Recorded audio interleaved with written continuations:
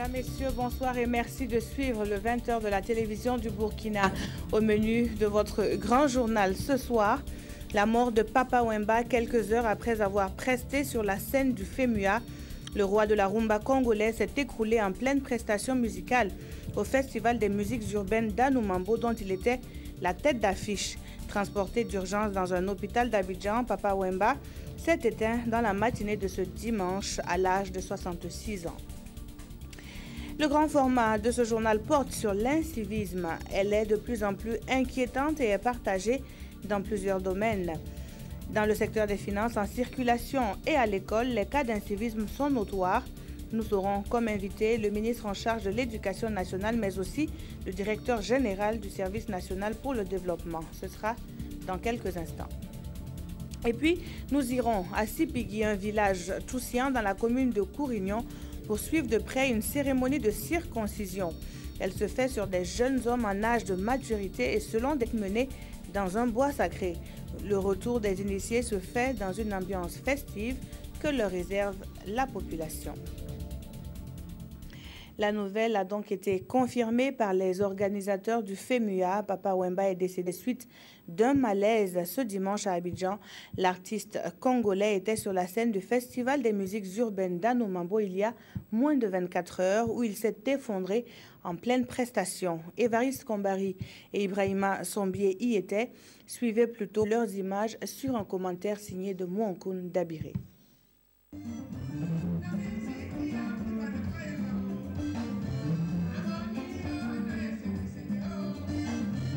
C'est l'ultime apparition de Papa Wemba sur scène. Le roi de la rumba congolaise s'est écroulé en pleine prestation au Festival des musiques urbaines d'Anoumambo, FEMUA, événement dont il était la tête d'affiche. Il est exactement 5h22 ce dimanche 24 avril 2016. L'artiste sera ensuite conduit dans un hôpital d'Abidjan. Dès lors, le FEMUA retient son souffle et tous les fans de Papa Wemba avec.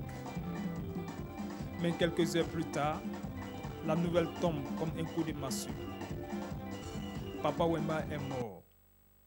L'annonce est faite par le commissariat général du FEMUA et confirmée par le ministre ivoirien de la Culture, Maurice Kakou-Bandama. L'information se répand à travers le monde. C'est la consternation.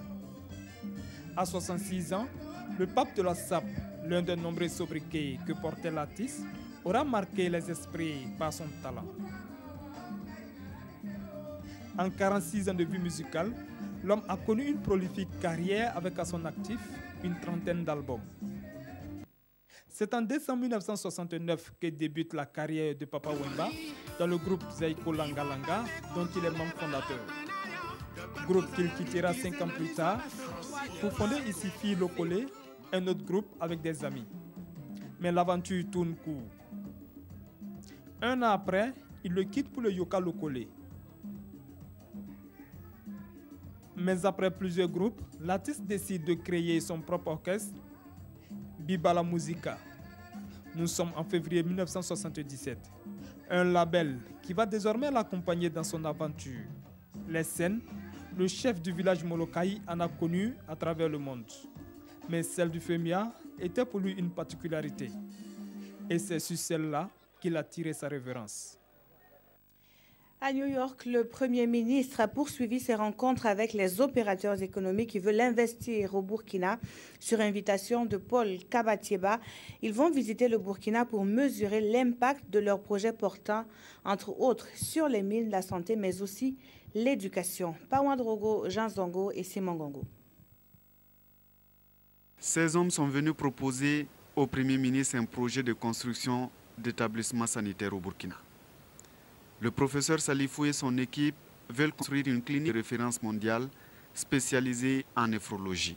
Nous avons discuté ensemble d'un projet qui nous tient à cœur, celui de créer au Burkina Faso un centre de traitement des insuffisances rénales, y compris pour faire des dialyses et des transplantations des reins. Le Premier ministre a été très positif dans les discussions et il s'est montré très supportif et il nous a suggéré même de venir au Burkina Faso. Après eux, le Premier ministre a échangé avec une délégation d'hommes d'affaires qui compte mobiliser des investisseurs pour le Burkina.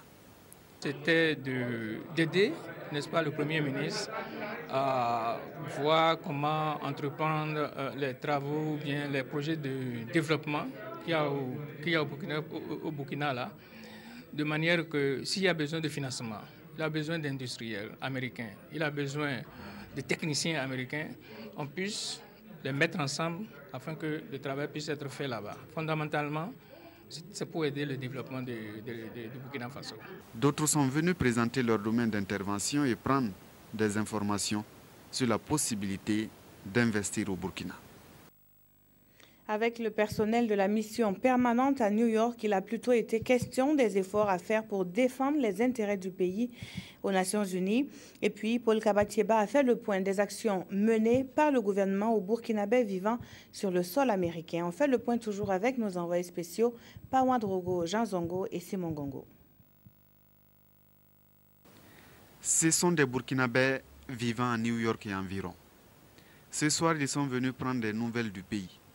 Face au Premier ministre et sa délégation, les débats ont tourné autour d'un compte rendu des 3 mois d'exercice du gouvernement.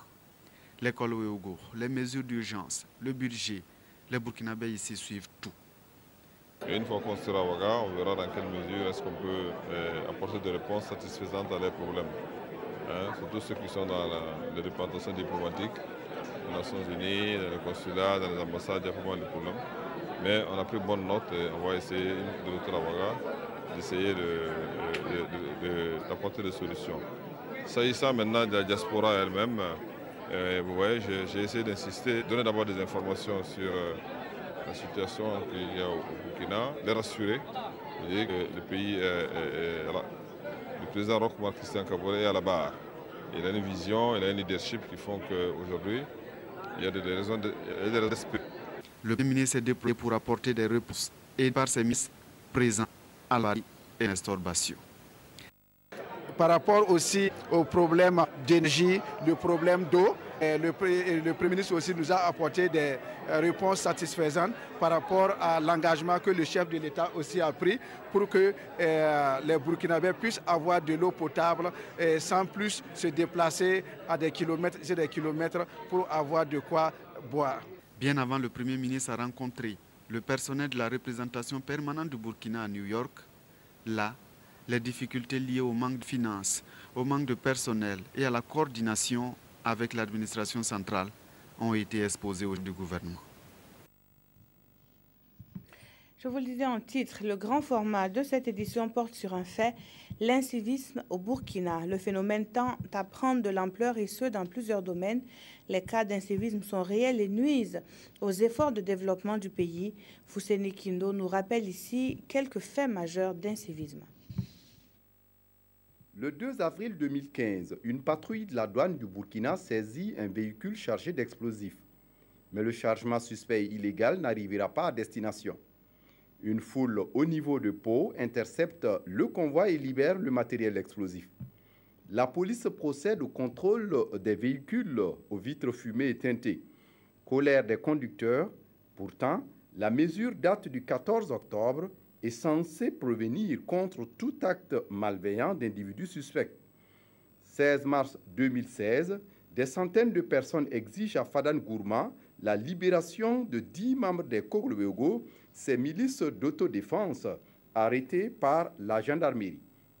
Après l'expiration d'un ultimatum de 12 heures, elles menacent d'affronter les gendarmes. En mi-février 2016, à Sapuy, des Koglo-Ouéogo s'opposent aux forces de sécurité qui procédaient à l'arrestation de présumés coupables de lynchage. Le 14 avril 2016, à Nagaré, un village de Logobou dans la Tapoua, des élèves saccagent et brûlent les domiciles des enseignants avant de briser le mat du drapeau et déchirer ce dernier. Il a fallu l'intervention de la population avec à sa tête le chef du village pour ramener le calme à Nagaré. Ces faits et bien d'autres rappellent, si besoin il en est, des cas d'incivisme notoires au Burkina Faso. Aujourd'hui, l'autorité de l'État est bafouée et piétinée. L'incivisme prend des portions inquiétantes malgré les multiples appels à le président du Faso à son investiture en fin décembre 2015 a tapé le poing sur la table. Il est donc urgent que ce point descende dans les actions énergiques Sinon, c'est le développement du Burkina Faso même qui est menacé. Premier invité de ce 20h, le ministre de l'Éducation nationale et de l'alphabétisation, M. Jean-Martin Coulibaly. Bonsoir. Bonsoir, Peggy Ouedraogo. Partagez-vous ce sentiment que l'autorité de l'État est bafouée en ce moment? Si on regarde effectivement les images que nous venons de voir, on peut penser que l'autorité de l'État est bafouée. Mais à la réalité, quand on parle d'autorité de l'État, il faut savoir de quoi on parle. Tous ces cas que nous avons vus, nous n'avons pas vu à l'opposé un certain nombre de Burkinabés, voulant soutenir cette autorité de l'État, s'exprimer également dans la rue pour dire que l'autorité doit revenir à l'État. Donc ceci, c'est pour dire que le retour de l'autorité de l'État, c'est une tâche qui incombe à tous les Burkinabés et pas seulement à l'administration ou au gouvernement. Alors, vous étiez à Nagaré dans la Tapoa une semaine après les violentes manifestations des scolaires. Quelle suite a donné puisque le collège et puis l'école primaire sont fermées jusque-là? Oui, j'ai eu l'opportunité de rencontrer l'ensemble des acteurs. Ce qui est ressorti avec force, c'est que d'abord, les parents d'élèves, la communauté, le chef et les sages du village sont atterrés eux-mêmes par ce qui est arrivé. C'est-à-dire qu'ils n'ont jamais pensé que leurs enfants puissent être capables de tels actes. Et ils regrettent bien sûr que ça soit arrivé, mais c'est arrivé.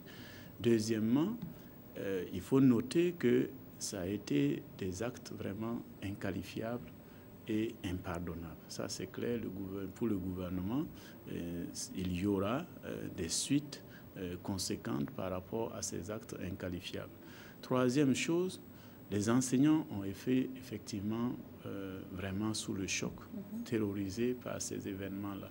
Et ils sont en train de récupérer petit à petit. J'ai pu m'entretenir avec eux et globalement, ce que je ressens, c'est un grand gâchis. Maintenant, il nous faut voir comment est-ce que nous nous relevons de ce gâchis-là. Les enseignants ont fait part de préoccupations pour nous permettre de sortir de cette crise autour de 6 points. Le premier point, c'est l'identification, l'arrestation et la sanction de tous les meneurs et complices. Le gouvernement est parfaitement en phase avec cette vision. J'ai eu d'ailleurs l'occasion de rencontrer le procureur à Diapaga, avec lequel nous avons échangé pour dire que sur ce dossier, il fallait vraiment des mesures particulières pour faire diligence. Deuxième point de préoccupation, les enseignants ont souhaité être dédommagés et réparer des dégâts qu'ils ont subis. Sur ce point également, le gouvernement ne trouve aucun inconvénient. J'ai eu à leur indiquer que nous devons juste suivre les résultats de l'enquête qui préciseront quels sont les éléments à dédommager et à réparer. Troisièmement, ils ont souhaité la fermeture pure et simple du CG et de l'école, ce qui est chose faite depuis mon communiqué, je crois, en date du mardi. Quatrièmement, ils ont souhaité le retour sans condition de la sécurité dans le village de Logoubou. Vous savez que quelques semaines auparavant, les populations avaient effectivement mis à sac le commissariat et exigé le départ des policiers. Sur ce sujet également, je m'en suis entretenu avec le gouverneur qui est ouvert à ce que la sécurité revienne. Mais comme ça avait été le fait des populations de ne plus disposer de ce commissariat, le gouverneur a indiqué qu'il appartenait aux communautés d'en faire la demande si effectivement elles estimaient que maintenant cette sécurité leur était utile. Dans tous les cas, l'autorité de l'État devant s'exercer partout, nous sommes en train au niveau du gouvernement d'examiner les moyens de ramener rapidement la sécurité sur place. Dernier élément qu'ils ont souhaité, ils ont souhaité être redéployés dans d'autres zones de la province ou en dehors de la province pour des mesures justement de sécurité. À ce sujet-là, j'ai échangé avec eux et je leur ai dit que je comprenais la situation qu'ils ont vécue, mais nous ne devons pas donner l'impression aux élèves que cette façon de faire-là peut donner des résultats à leur niveau.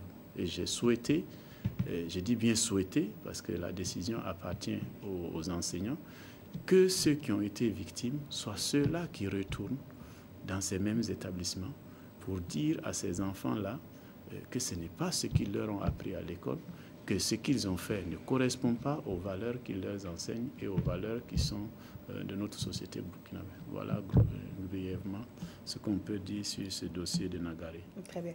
Alors, on va passer à un autre point. Le programme un programme qui promet de l'emploi à 16 000 jeunes diplômés de l'enseignement supérieur au bout de 5 ans. Il s'agit donc du programme de recrutement de 4 200 enseignants pour suppléer au déficit du personnel enseignant. Plusieurs voix s'élèvent, Monsieur le ministre, pour dénoncer la précarité, mais aussi l'évaluation de ces nouveaux recrutés. Que répondez-vous à cela? Bon, moi, ma réponse, elle est simple. Je vais prendre juste un exemple. Vous et moi, un certain nombre de parents, nous prenons ces mêmes étudiants pour encadrer parfois nos enfants qui ont des difficultés à suivre à l'école, n'est-ce pas? Si nous trouvons qu'ils sont qualifiés à ce niveau-là pour accompagner nos enfants à la maison, il me semble que les recruter et ensuite leur donner une formation, nous prenons quand même un certain nombre de garanties. Ça, c'est d'un. De deux, nous sommes dans une situation de déficit chronique et important. Il y a, vous le savez, des classes où il n'y a personne. Moi, mon analyse, elle est plutôt que de laisser classes vides, je préfère que ces classes-là soient prises, là où c'est possible, par des enseignants qui ont un niveau Bac plus 2 au minimum, formés en 6 mois, et que nous allons regarder travailler pour voir dans quelle mesure ce travail-là va dans le sens de la qualité que nous souhaitons. Et aussi, il y a la suite à donner à ce recrutement et surtout la limite d'âge de 35 ans qui est vue comme une discrimination aussi. Mais la discrimination, vous savez, elle est partout. Quand vous êtes candidat, on vous dit il faut remplir telle ou telle condition. C'est l'exercice du métier qui crée la discrimination. Tout le monde ne peut pas, à n'importe quel âge, être enseignant ou entrer dans la fonction publique. Ce sont les règles que nous avons adoptées. Ces règles-là, si nous les avons adoptées, il nous faut les pratiquer. Et donc là-dessus, je crois qu'il ne peut pas y avoir de polémique. Maintenant, pour ce qui est du processus, comme je l'ai dit, ils sont recrutés, ils sont formés en 6 mois et ensuite ils ont des contrats individuels. Ceci, je l'ai dit, c'est pour assurer une certaine qualité. Nous voulons les voir à l'œuvre, contrairement au concours professionnel où on voit qu'ils ont déjà été sur le terrain, on sait ce qu'ils savent faire. Ici, nous voulons les voir à l'œuvre avant de les intégrer dans la fonction publique. Vous savez que dans la nouvelle loi 81, il n'y a plus de contractuels.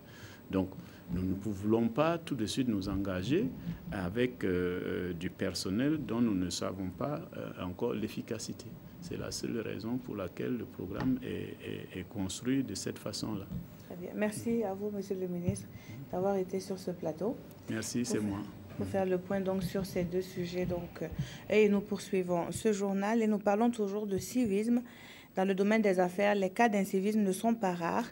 Des idées sont développées pour ne pas s'acquitter des obligations fiscales et cela passant par le refus de se faire enregistrer par l'administration fiscale. Les conséquences sont directes sur le budget de l'État. C'est un dossier que signe Abdelaziz Yagibou. Depuis que j'ai fait ouvrir la boutique, j'ai tout payé, les factures et les impôts. Je peux présenter tous mes reçus. S'il est avéré, ce témoignage révèle l'exemplarité de ce contribuable. Vendeur de matériel informatique, Saïdou Djigma dit se soustraire du lot des contribuables qui refusent d'accomplir leurs obligations fiscales. Des contribuables qui, entre défiance et jeu de cache-cache, cherchent toujours à échapper à l'imposition. Malgré les efforts des services de recouvrement de ratisser large, il demeure nombreux ces acteurs économiques qui développent des stratégies pour passer entre les mailles du filet. Conséquence, ce sont les caisses de l'État qui en pâtissent. L'incivisme fiscal consiste à s'abstenir d'abord de s'identifier auprès de l'administration fiscale alors qu'on entreprend une activité économique susceptible de donner lieu à paiement de l'impôt. Ça consiste aussi à s'abstenir de faire toute déclaration utile qui permette à l'administration de suivre les activités et aussi de payer le juste impôt. Si je considère l'année 2015, et pour 280 dossiers examinés, la DGI a fait des rappels de droits à hauteur de près de 56 milliards. Vous considérez 280 contribuables contrôlés au regard du portefeuille d'ensemble qui dépasse les 5 000 contribuables. Si nous avions la possibilité de contrôler l'ensemble des contribuables qui figurent dans le portefeuille, peut-être que nous serions à des sommes beaucoup plus importantes. Chaque acteur exerçant des activités économiques est imposable selon un régime fiscal bien défini. Cependant, excepté les activités structurées et bien identifiées par les services compétents, il y a une bonne partie des contribuables qui échappent à l'imposition. Parmi eux, certains vendeurs ambulants, mais aussi ceux qui occupent anarchiquement l'espace public, donnant du fil à retordre aux agents de recouvrement. Certains témoignages font état d'agressions à l'endroit de ces agents. Il y a des contribuables qui s'organisent en groupe d'autodéfense pour défier l'autorité. Nous avons un exemple qui s'est passé en décembre 2015. Donc, les agents se sont déployés sur le terrain et par rapport à des activités, des opérations spéciales de recouvrement. Il y a eu une agression de la part de ce contribuable vis-à-vis de l'agent qui conduisait cette mission. Et bien entendu, il y avait l'accompagnement de la police municipale qui, au regard de l'importance de ce groupe d'autodéfense, a préféré prendre du recul.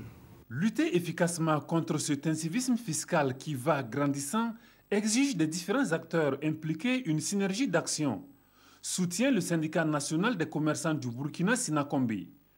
Il y a eu beaucoup de troubles et que beaucoup de commerçants ont des problèmes.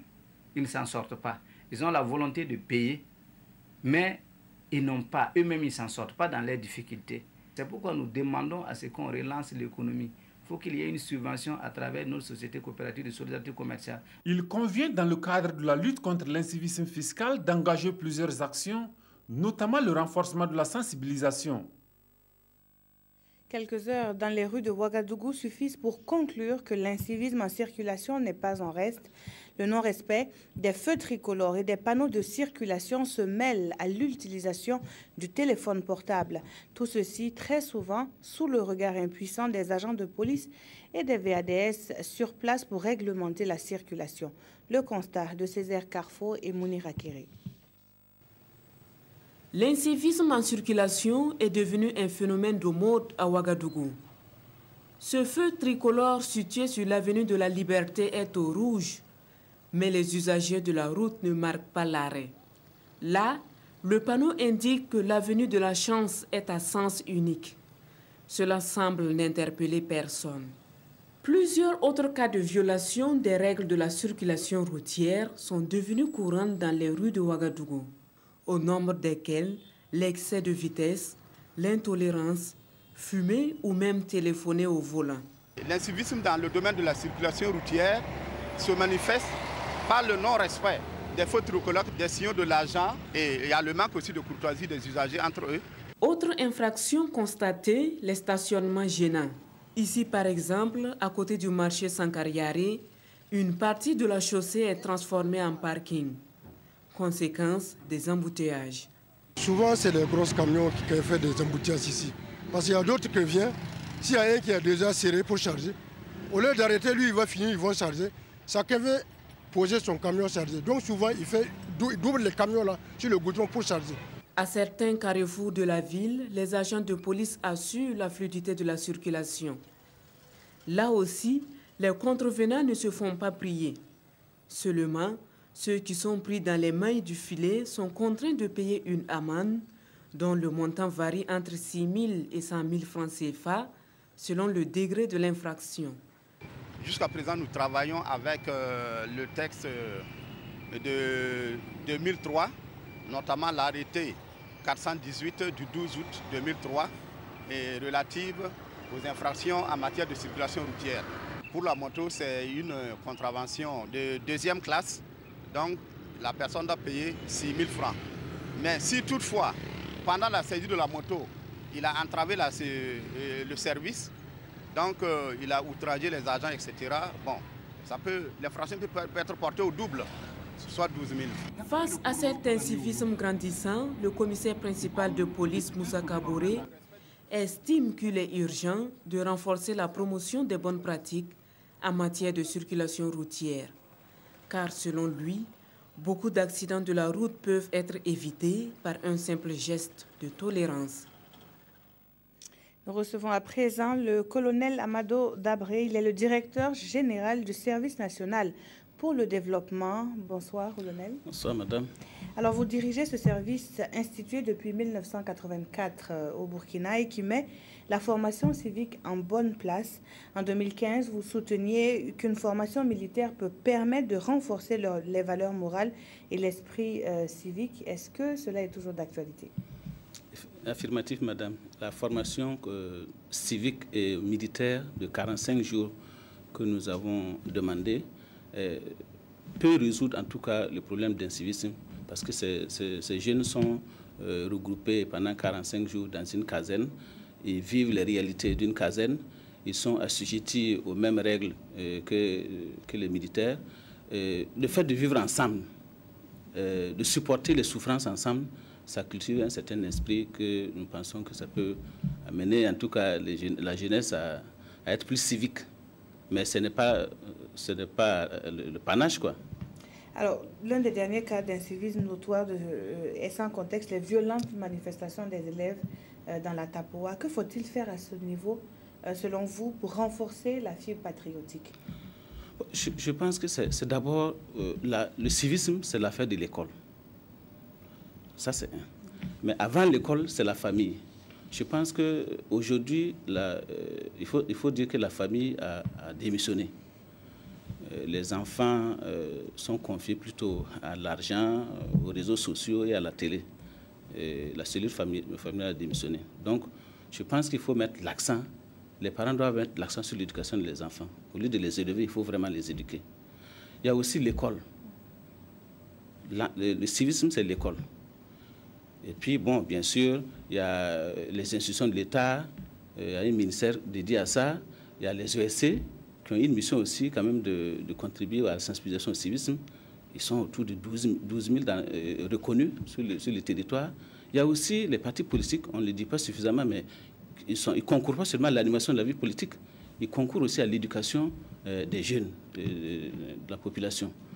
Donc, il y a les médias, comme les médias de grande écoute, ils doivent contribuer quand même à l'éducation de la jeunesse.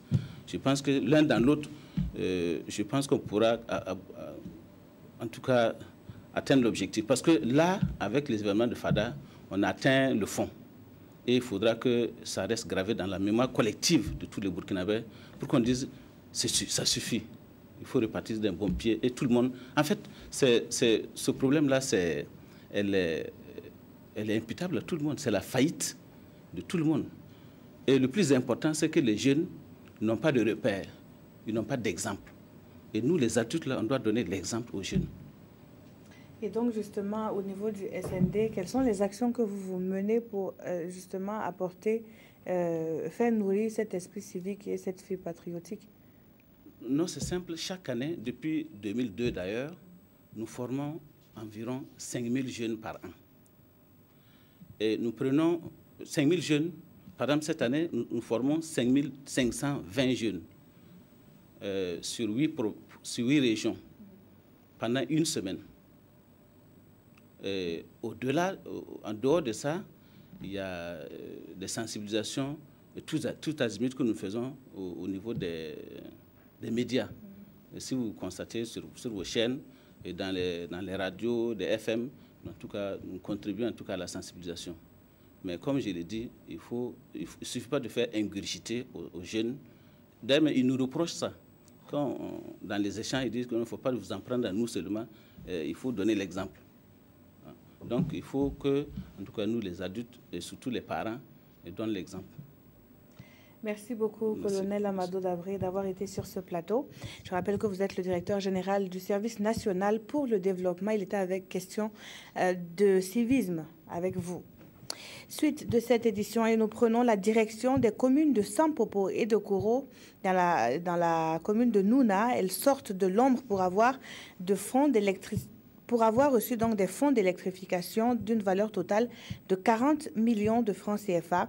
La somme sera investie dans des équipements électriques solaires photovoltaïques. C'est ce que nous disent Bakary Seri, Christophe Traoré et Nayalagdo Paul Sawadogo. Les villages de Koron et Sampopo dans la Kossi sont hors des ténèbres. Ils sont désormais bénéficiaires d'équipements solaires photovoltaïques et d'un guichet type coopérative d'électricité. Par ce geste, ce sont environ 1200 ménages qui bénéficient d'électricité. En plus des ménages, des infrastructures socio-éducatives et religieuses sont prises en compte. Ces types d'actions vont en droite ligne avec la politique du gouvernement. L'électrification de ces localités a été possible grâce au soutien du Conseil de l'Entente. Ça va vraiment en étroite ligne avec ce que la vision du gouvernement et vraiment ça permet de nous accompagner pour aller donc vers la destination que nous nous sommes fixés.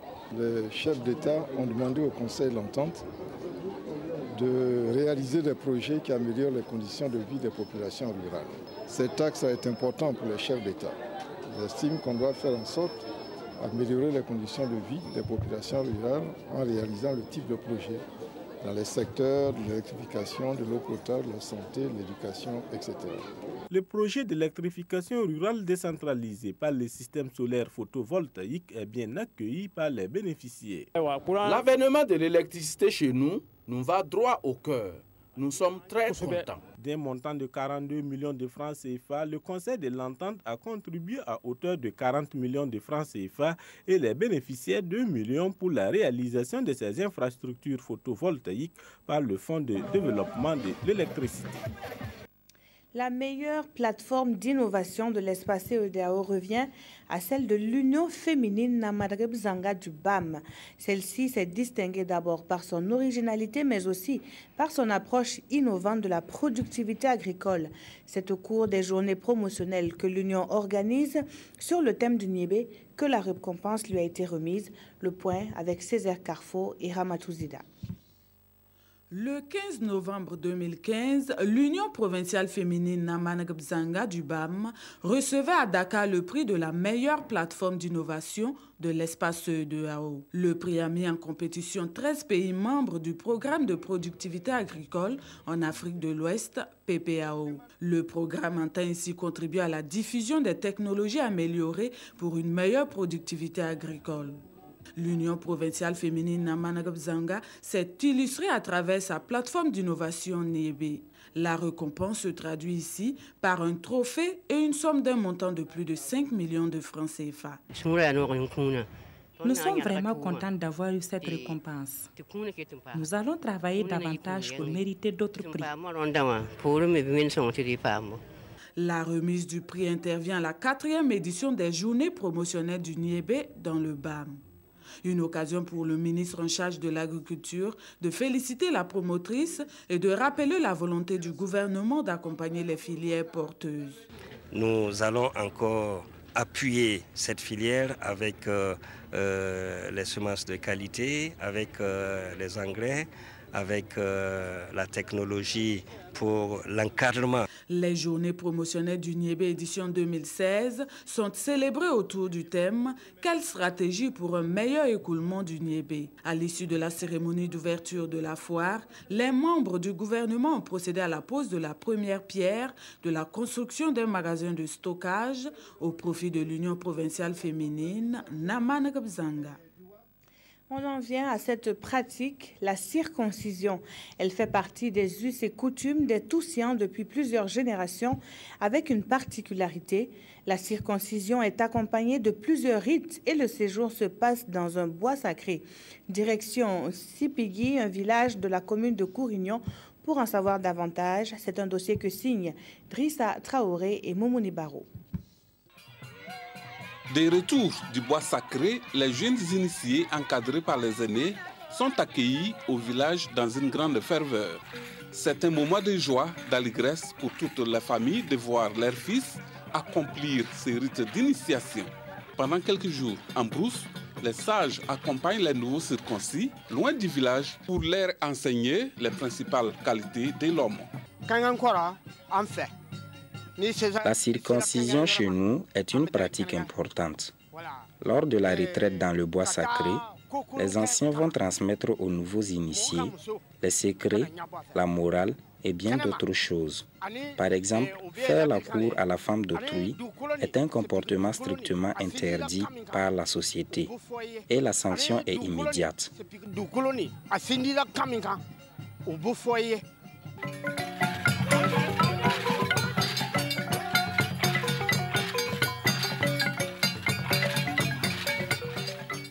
La circoncision chez les Toussiens est une pratique encore courante, mais cela demande une certaine maturité avant de se soumettre à cette rude épreuve.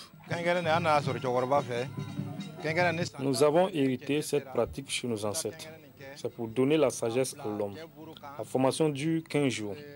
Les nouveaux initiés reçoivent tous les conseils nécessaires concernant la vie adulte. Comment gérer le foyer et comment même se maîtriser au village. Voilà autant d'enseignements que nous transmettons aux jeunes. Cette cérémonie marque une étape importante de la vie de l'homme en pays toussien. Elle est généralement accompagnée d'un festin et les mets traditionnels de la localité servent de repas pour la population. Il y a de l'ambiance. Il y a également à boire et à manger, comme du riz, du thau, des beignets. Tout ce qui est mets traditionnel est au rendez-vous lors de la cérémonie.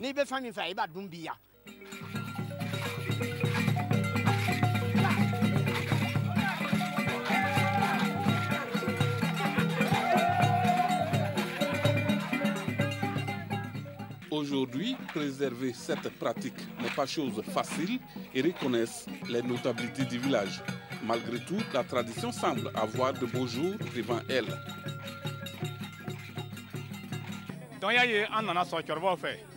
Comme nous l'avons trouvé chez nos ancêtres, nous tentons de perpétuer cette tradition à la jeune génération.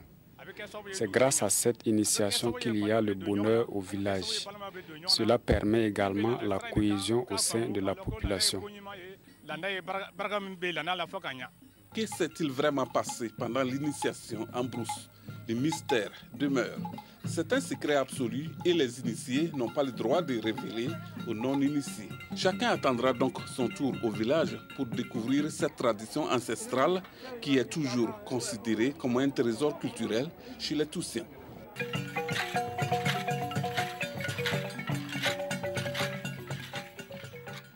Sans transition, nous passons à l'actualité sportive et comme chaque dimanche, Mamadi Wena, bonsoir. Bonsoir Peggy. Il s'est joué ce week-end la 20e journée du championnat national de football D1. Elle a mis aux prises le RCK et le RCB. Oui, c'était le choc de cette 20e journée parce que le RCK était leader avant cette journée et qui est toujours leader et le RCB deuxième. Ces deux équipes se sont rencontrées au stade municipal et c'est le RCB qui est venu de Bobo qui s'est imposé sur le score d'1-0. Alors que vous voyez ça, c'est l'équipe du RCB. Et nous allons voir tout à l'heure le but, l'unique but de la partie, marqué par le RCB qui s'est imposé 1-0, je le disais tantôt. Et il y avait d'autres matchs aussi sur d'autres terrains. Et l'USFA qui a vendredi déjà battu Banque Sport 1-0. Et l'USO qui a battu au stade du Katout l'ASFA 2-1. AGEB Santos 0-1 pour le Santos qui allait battre l'AGEB à Bobo sur ce score d'1-0. USI ASFB 0-0. COSAF AS Sonabel 0-1 en l'avantage de l'AS Sonabel. EFO Majestic 0-3. Ce match même vient de se jouer cet après-midi. BPS USCO 0-0. Et l'USO qui a battu l'ASFA 2-1. Au classement, malgré la défaite, le RCB reste en tête avec 40 points, suivi du RCB qui a 37 points. Le RCK reste en tête? Oui, le RCK reste en tête avec 40 points et le RCB est deuxième avec 37 points. L'USO est troisième avec 34 points. Et au bas du tableau, il y a l'Union sportive du Yatenga, l'USI, qui est 14e avec 17 points. Et les premières relégables, c'est-à-dire les deux équipes qui risquent de descendre si elles ne changent pas de position, c'est bien Majestic qui, malgré sa victoire, a 14 points et est 15e. Et le 16e est Banque Sport avec 9 points. Alors, Wena, il y a aussi de l'actualité sportive qui est marquée par la lutte traditionnelle et du handball. Oui, la lutte traditionnelle qui s'est tenue ce week-end à Tougan. Et on va donner les vainqueurs au niveau des différentes catégories. Chez les dames, il y a Josiane Nabi du Boulkemde. Et au niveau des 60 kilos qui s'est imposée. Au niveau des 65 kilos, c'est Brigitte Toé. Elle est du Nayala. Et chez les plus de 65 kilos, c'est Solansia du Kadiogo. Et au niveau des hommes, on a au niveau des 60 kilos, Zéphirin Foro du Nayala qui s'impose. 66 kilos, Moussa Konane du Nayala. Et au niveau des 76 kilos, Blaise Débé du Kadiogo, il est au Kadiogo actuellement. Comme au niveau des plus de 76 kilos, c'est Alfred Zambadi du Kadiogo également qui s'est imposé. Au niveau du handball, c'était la 3e journée du championnat de la Ligue du Centre. Junior Filles, AS Onea Lonabé 33-35.